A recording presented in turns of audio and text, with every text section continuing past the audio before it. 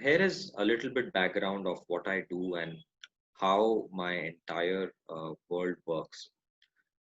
Um, I come from a family of educationists, but very soon realized that I don't think I want to do what they did, so moved towards a career which was probably the only option available. And in that, made some mistakes and reached where I am. I started teaching communication skills for anybody who wanted to learn in Wipro, and then started to realize that I liked that job more than sitting on a computer and writing code or selling computers. And very soon realized that I had two jobs. My first job was a successful corporate person living out of a suitcase from 3 or 4 cities and traveling and jet setting. Very satisfying in terms of bank balance, but extremely meaningless because I felt bored and disillusioned at the end of the day.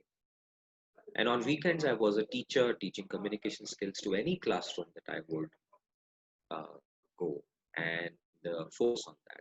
And I started to observe that our country has a huge deficiency of this subject.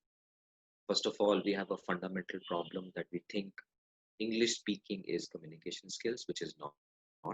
English is just a tool, and communication skills is a human language, which is huge. And this subject was being taught thousands of years ago, even in India.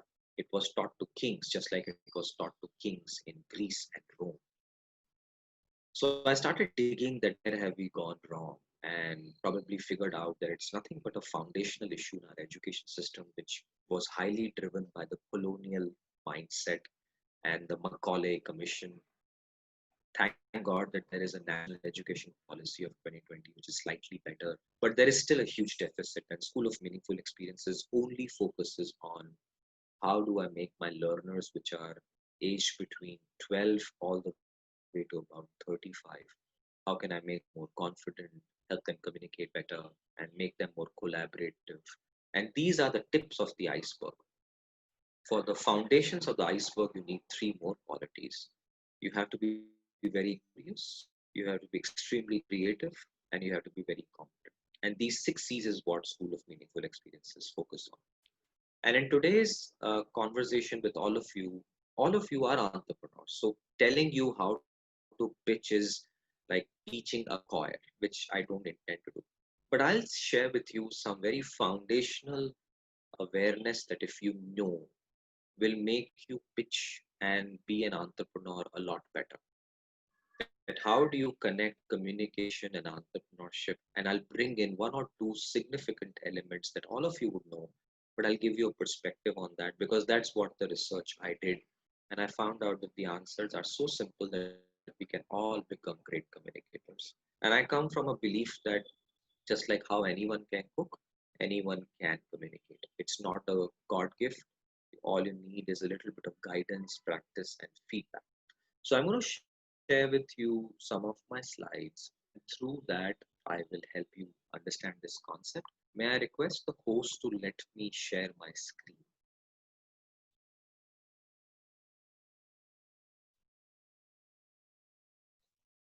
Thank Can you. you tell us to 6 C's again? I'm sorry, I couldn't note them. Yes, I will tell you gladly, sir. The first is confidence. Second is communication. Third is curiosity. Fourth is creativity. Fifth is collaboration. And sixth is competence. We call it the 6C philosophy. This particular slide is what my entire research starts to unfold. That at the end of the day, if you look at these four people who I unfortunately stopped sharing due to a mistake from my side, I'll share again. These four, everybody would say, and if I ask them a question, what do you see in common? Most of the time, the common answers are they are leaders, they are very good looking, they speak very well. But I'd like to take a very different view that I think they had something that we all should start looking at. And that something is that they all had followers. And we spend a lot of time on leadership, on the traits of the leadership.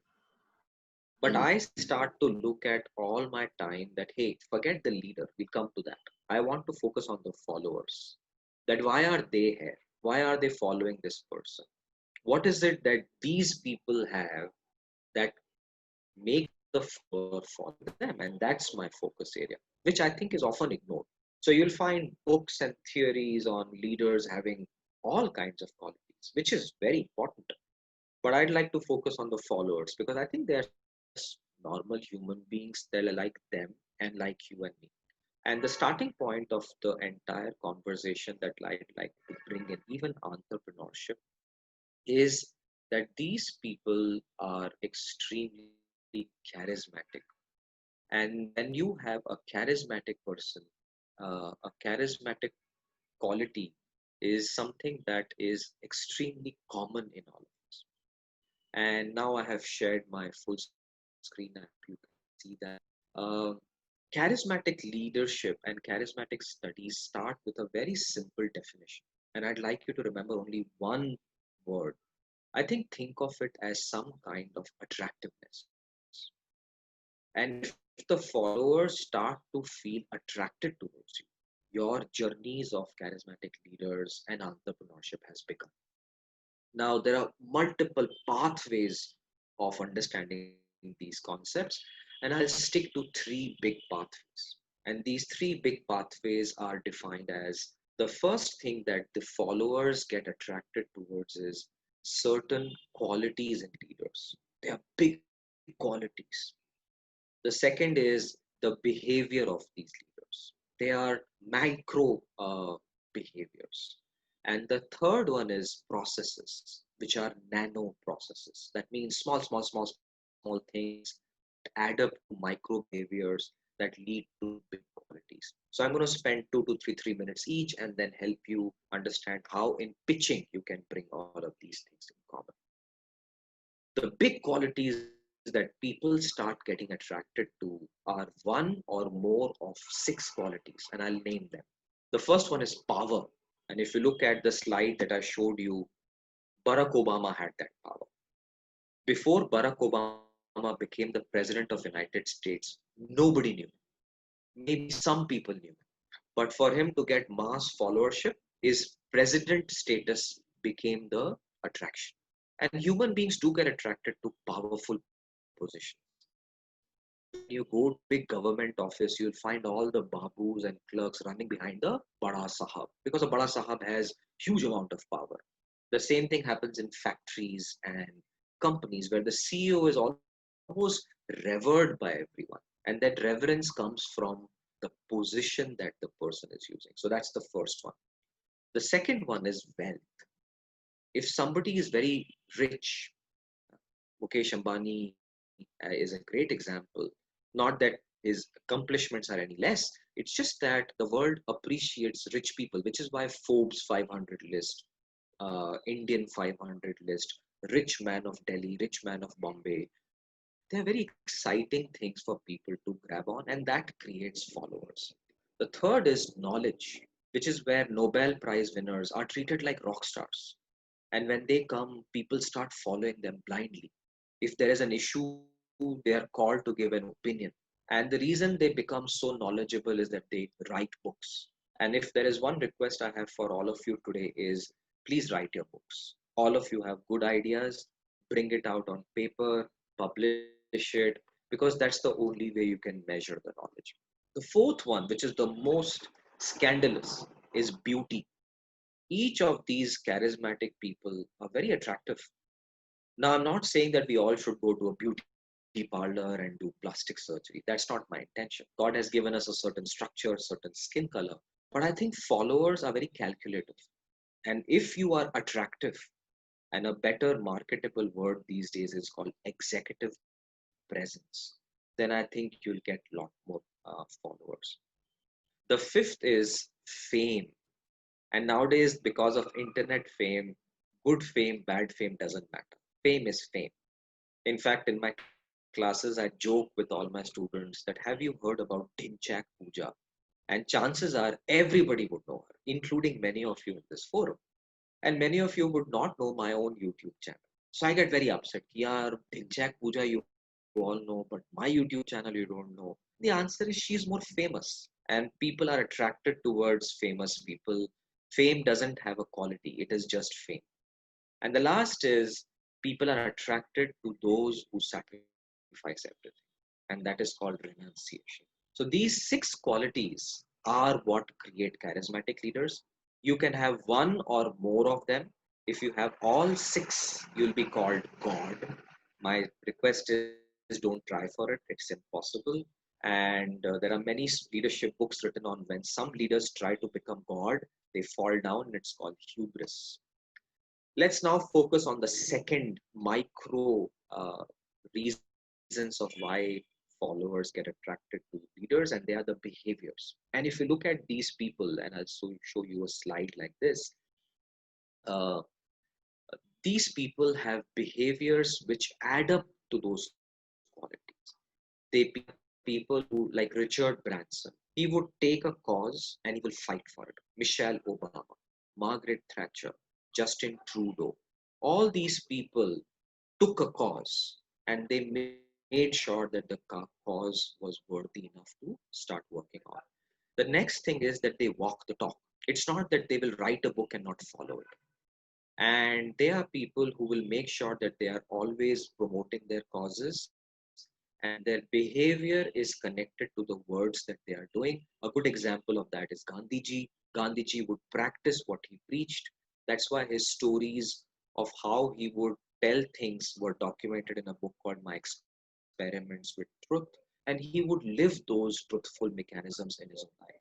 This is where many of us fail because we talk something in forums, but we do exactly the opposite in our meetings. And the employees are watching us. And I'll give you an example. Many of us, and I've seen my own boss when I was in Intel, give a huge talk on integrity. And he would say integrity is the most common virtue, most important virtue. But in front of my own eyes, I saw him fudging a 2000 rupee bill and submitting it to the taxes. And I asked him कि sir आप तो भाषण देते रहते हो. And he said कि यार वो दूसरा है ये दूसरा है. And this is acceptable. But as an employee, and I completely lost my faith in that leader from the rest of my life. I think that's the starting point of why I lost faith in corporate world, and I decided to find my own way. But these are very critical elements in our life. There are some micro examples as well. We talk about that we should respect women, but when we do panel discussions, there are only men. You can't do panel discussions with only men and say that we support gender diversity. The world is watching you, including us. So we have to behave and walk the talk and support this because employees are noticing everything you're doing, and that's the followership that you need to start working. They will not tell you all this. These are things you have to really start working on. And I encourage you to start looking at a book called Presence. And executive presence is a very nice summary of all of these things put together. And a great movie that brings this out is Invictus. Invictus had these scenes where Nelson Mandela used his micro behaviors to change a country. He would stand up in front of people, he would regard them extremely nicely, he would make them feel good, he would remember everybody's names, he would tell hello, good morning to everyone, regardless of whether you are black or white. He would stand up for his rights. In fact, there's a scene where a black man comes to him and says that, sir, there is a white man in my office and you wanted security people. Why are you bringing the white people to secure you? And Nelson Mandela explains to them that when I stand up for my country is watching me. And if all of my bodyguards are black, the signal I'm giving to the white population is that I don't need you. So I want them to know that we are all one and the rainbow nation starts now. And that scene is so powerful that sometimes we don't realize that we don't need to be TED speakers to change the world. We need these micro events to change the world. And this person would now tell 100 other people that this is what Mandela says, and these are known as the behaviors of a leader. And the last part is processes. And this is where communication plays a very important role. And I'm going to show you a slide, which is this slide. This speech by Howard Schultz is called the $30 million speech. Starbucks was going down. and it was not doing very well. Every store had its own issue. They kind of lost their way in this whole journey. They were making money, but things were not right. So Howard Schultz called all his store managers, everyone. I think he called two people from every store, flew them all the way to a city in US, hired a full stadium, got his entire team to sit around, and he gave a speech which became the turning point of Starbucks. And he calls it the $30 million speech because he spent so much money to get them together, and they spent 4 days together to get things right. But the whole point is the processes include communication. This is where persuasion and the art of speaking comes in. But if the art of speaking is not backed by behavior and quality, the followers will not get attracted. So, what you need to start doing is start looking at these three things in your own entrepreneurship. The question you should ask is, if I'm going into my room with my customers, investors, do I have any quality which attracts them? Is there anything that makes them follow me? Do I have one of those six qualities? If not, let me build it. And the simplest is knowledge. If you can publish a book on your industry sector, that's a great starting point. Let's say one of you was talking about, I think, was it Amit ji who spoke before me on healthcare and doctors? Is that right? Is it Amit ji, right? I That's hope you have got your Ritesh. name. Ritesh. Ritesh. I'm so sorry. My memory misses the name but not the face. So I'm very good with faces. So Ritesh ji, I'm very sorry. So Ritesh ji is an industry expert in the whole healthcare area. And many of you have your own expertise, hospitality, real estate, you name it. My suggestion to each of you is publish a book. Now that suddenly gives you a huge charismatic presence in the room because you've written a book. And you have to be very careful with that. You can't just self-publish your own book and say, I've written a book. This is like investments. If an investor publishes your book, that means it's a good book. So work hard, please do something about, and make sure the book is not a copy paste of 400 other books and a summary of it, because that's not knowledge. I think you should add value to it by your own suggestions that here are the 10 challenges I face that health and experienced people face in medical sciences. And here is what I'm doing about it. Collaborate with a professor from a college in Gurgaon or Delhi and see if you both can write this together. And this is how knowledge is built. Now, once you have done that, you start behaving on it. Start talking about that book. Start creating your own marketing campaigns around that book and rally the whole industry.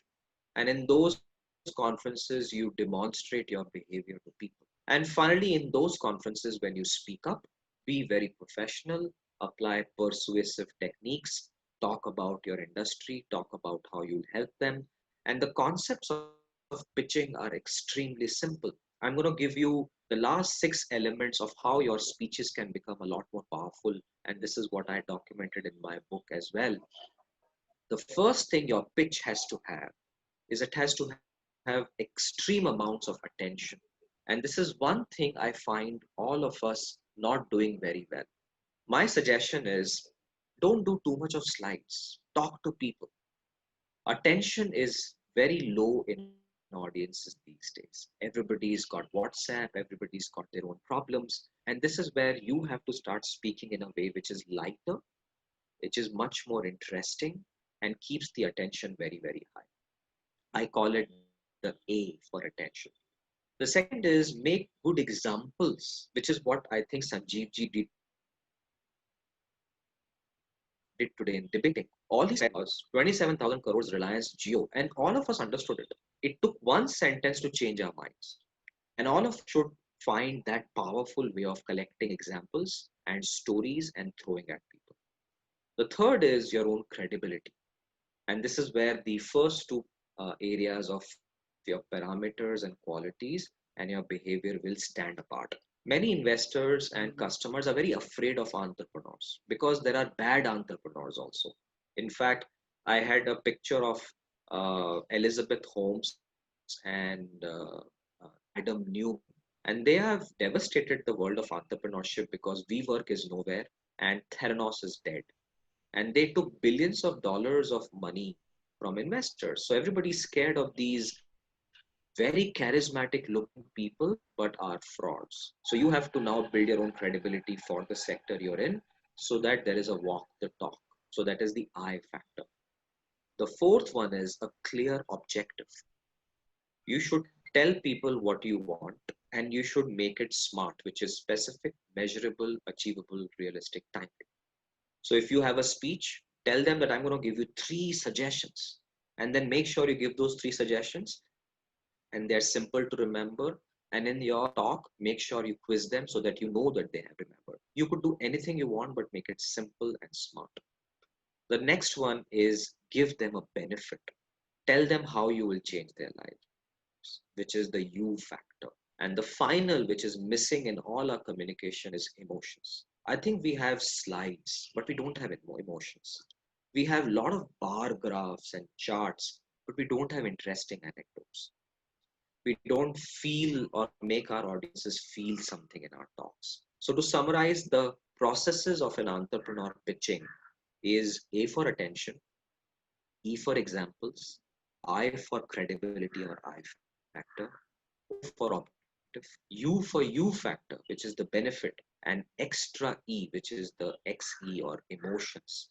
I call it the AEIOU extra E framework, which is what we talk about. And these three things will be very helpful in you becoming a great entrepreneur who does amazing pitches for your audiences. And the whole idea is a simple thought process. The more I follow these frameworks, the more followers I get. The more followers I get, the more influence I create. And the more influence I create, the more impactful leader I become. So, this is what I wanted to share with you today. Thank you for being such a patient audience, but we have